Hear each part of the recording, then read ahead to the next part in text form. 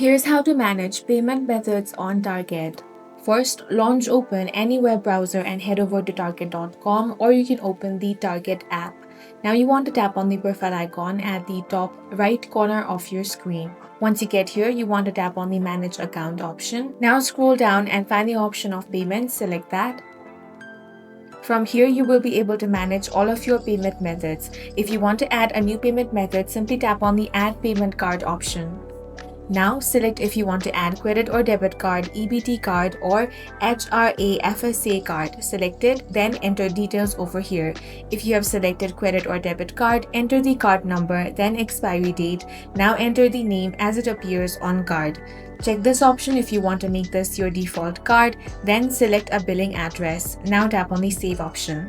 In the same way, if you want to delete or remove any card, then you can simply locate it, then tap on the delete link.